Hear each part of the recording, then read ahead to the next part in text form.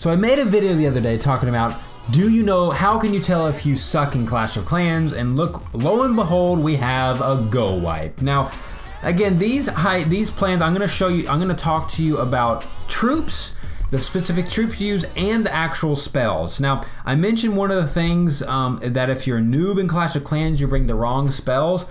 Well, right off the bat, if you're gonna use this strategy, don't bring these spells. You don't need 3 rage.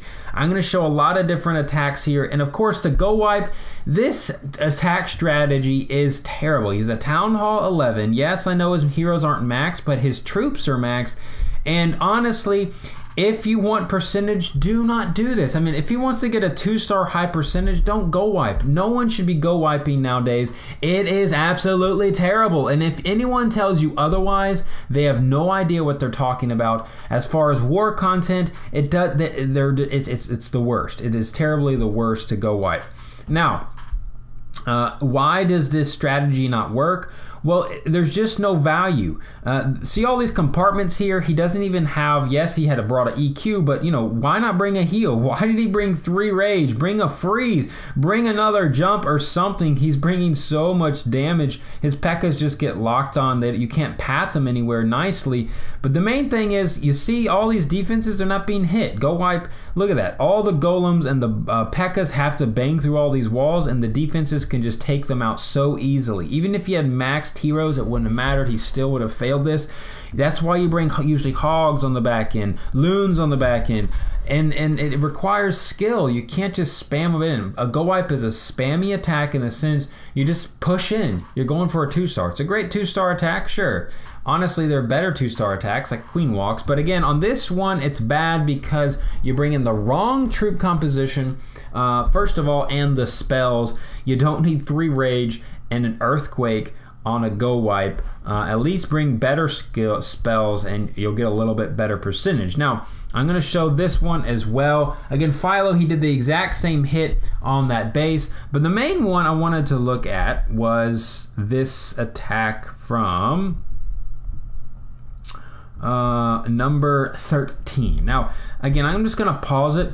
Again, this is another spammy attack. If you're just watching, this is probably what you use. You use some golems, some wizards, and you spam in your Valkyries, and you hope you get a 2-star, and you're like, oh, maybe I'll get a 3-star. You're not. Well, first of all, what's wrong here? Spell composition. 2 freeze, you rarely, if ever, need 2 freeze on an attack. It's pretty much pointless to have 2 freeze on an attack. So again, I already know this guy's, even if he brought a great army composition and he brought this the spells, not gonna be working, guys. You gotta think through your spells. The value of each spell is extremely critical. You can't be wasting spells in La La Land. You've gotta specifically find the right spells to get the job done. So again, he's earthquaking in, okay. I mean, Earthquake is fine, but then it's just, look at this. He had a funnel, but then he's just, why bring all the wall breakers? What are those wall breakers even doing? They didn't even open up any more compartments. So the Valkyries just come in here. Again, it's just a 2-star attack. He's just hoping to get some percentage. He's like, I'm going to freeze the Inferno Towers, but you got to realize Valkyries do not need freeze. If you're bringing Valkyries, and if you just, all you can use is Valkyries, freezing Inferno Towers doesn't do anything, because see, Valkyries can take some, they have some hit points, right? And Infernos don't hardly do any damage to the Valkyries. So what would have been better there was either drop both freeze, bring another jump, or do a jump heal, or if you really want to, you could bring a freeze, maybe both Inferno Towers are together, you could do a freeze heal, but bringing 2 freeze, the wrong spell compilation. So again, on these attacks, it's very important that you actually bring the right spells. And let me show you some correct spells. We'll start at some Town Hall 9 action, and then I'll show you what people typically do. So again, on these attacks, when you are using, The reason why you bring 3 heal here, now we already know what's going down. He's using most of the heal on the hogs. Now, if he had brought 2 jump, that means you're probably gonna do a bigger kill squad. So if you're bringing 3 golems, typically you're gonna bring 2 jump. There are some exceptions depending on the base. If you can wall break in and get away with using 1 jump or even no jumps, like on this one. But usually, if you're gonna bring 3 golems or even 2 golems, you're gonna bring, you know, definitely 1 jump for 2 golems, usually 2 jump for 3. So it's all about troop, and the reason why you bring the 2 jump for the golems is because the goal of the kill squad is to get down at least half to 3/4 of the base, and then on the back end you usually don't use any spells for your hogs or your loons for the cleanup, because the base that you're hitting with is you're using all the spells on your kill squad, the bowlers, the 3 golems, the king and queen. And that will enable your hogs to really only have to deal with the outside perimeter structures. But see, look at this. Crushed it. Very nicely done with the spells. We're going to end that one. So very nicely done for Mr. Attacker. Here's another troop composition. Now look at this. Just what I said. This is typically the army composition for Stone Gobo.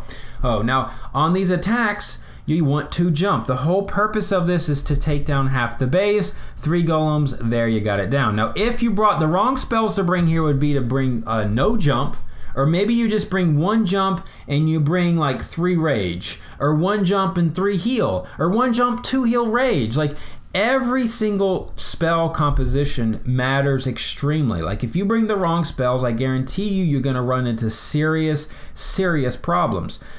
So you just gotta be aware what you're bringing and how you're dealing with it. So don't bring those wrong spells. I will say, you know, if you don't think spells win you 3 stars, think again. You need to understand spells are monumental. So look at this. Look at the kill squad. You see what the second jump did? If he didn't have the second jump, he wasn't going to be able to open up this compartment here in the south. That means King not going to, look at that miniature King. King not going to the expo or the golem shifting down, the little golemites. So that enables his hogs to come on the back end and clean up the back end of it. So again, no spells for the hogs. You see how he's trickling them in? He's just bringing in the hogs as his base kill squad goes through the base. Look at this. Look at this. His kill squad, even under the shrink trap, still causing huge amounts of damage. King has full health. He's got bowlers up because he had 3 golems. Again, his kill squad got about 3/4 of the base, half to 3/4. Well, yeah, 3/4 of the base. Hogs were just used to get those perimeter defenses. If you just didn't have hogs on the perimeter, you would die. A lot of people like to just, you know, just go vi it. You know, put golems in there and some Valkyries. And the problem with that is your Valkyries can just wander off and die. So you got to make sure you bring in the right composition. So let's look at a 10v10. We got Grizz coming up here on this 10v10. Now spells here. Typically with dragons, what do you want to do? Well, obviously you're not going to bring jump spells with these suckers. There are variations of it. You don't always have to bring a heal. Sometimes you can bring, if you're doing like a Queen Walk Dragon, you could bring all rage. You could just bring all rage, but if on a base like this, you definitely want to bring in at least a heal. And a lot of times, if you know what's in the CC, you don't even need poison. If it's a hound in there and you don't lure the hound, you don't even need poisons because there's no point. All the heroes are doing here is clearing out some structures on the side and not even going to lure the CC. So again, troop composition is everything. You don't need a poison. If you can run a plan, this is the second hit on it, so he did know what was in the CC, or if you can get a scout. Again, he's able to use haste on the loons. He doesn't have to bring poison. He can use haste on the loons to get down some air defenses that are needed, and then he's got rage and heal. So of course, when you put your rage down, you don't want to put a heal spell through an Inferno Tower after the Inferno. So look where he puts his heal spell. Right after this Inferno and on a perfect spot. You see how this heal is outside of the range of the other Inferno? You definitely want to put a heal spell where there's no Infernos touching. Typically, a best bang for your buck is after you take down the first Inferno Tower, then you put a heal spell down for your troops, and for your dragons here in this instance, or whatever you're bringing in. So again, look at this extra haste. If that haste wasn't there, probably wasn't going to be able to get that base down. Well, he could have gotten the base down, but it would have been, you know, his loons might have died off. He in the end maybe not gotten as much down with that extra haste to really push him fast into the base, because maybe he brought a poison instead. He was like, and he didn't think about it. So again, it just really matters what you bring to the table. And the spell compilation, okay? Very much matters. So on my attack, I'll show you the last one, what I'm talking about, and it's all about troop allocation, spell allocation. Now, the reason I always bring on hit-ups, guys, I always love to bring an EQ. I prefer EQ over, you've got to bring an EQ. It definitely comes down to the wire. But I noticed here, a lot of people might do 2 jump, right? You could jump over the first compartment and then jump over the second one right here, get to the town hall. But I realized I needed an extra rage. I needed an extra rage because I needed one on the outside and then one in the core. So what I saw was that I could put a rage on the outside because I needed one there anyway, and then use wall breakers, because under rage, wall breakers can break through those walls very nicely. All I have to get is a double wall break layer in. I knew it'd be easy. There's no way my bowlers, I mean my what are they called? Wall breakers could die.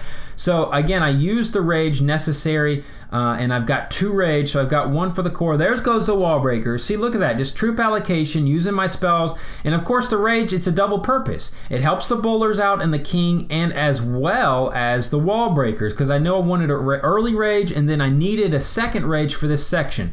The reason I needed a rage here, because I needed them to get to this middle section. I knew it would be a very hard if I didn't have a rage here. Imagine I brought 2 jump. See? I brought 2 jump and I don't have a rage for this section over the queen. Look here, the value of these bowlers, they would not have gotten down these expos, the cannons, they wouldn't have gotten down any of this, and I would have actually ended up failing because my bowlers wouldn't have had enough power. They really need that rage, and in the end I was able to get the town hall just in the nick of time before my queen ends up dying. Troop allocation, spell allocation, it makes a difference. So if you can figure out ways like I did, wall break in, figure out what spells you need, typically on attacks, and to find your objective. Can you get away with bringing wall breakers over a jump? Can you get away with not bringing a poison? Or can you use a skeleton spell to distract something? You know, think about those things as you're attacking. I think it will go well for you. And this, again, is a follow-up to the video I made. Some people maybe didn't like how I called out some of the sucky players. But again, I've given you some tools afterwards, because if you're bringing the wrong spells, guys, I guarantee you it's going to make your 3-star job pretty much impossible. Very hard indeed. So be sure to get out there and spell it up. Thanks for watching. Click that subscribe button. Follow me on Twitch. We do a lot of cool stuff there. You watch me live. Halo out.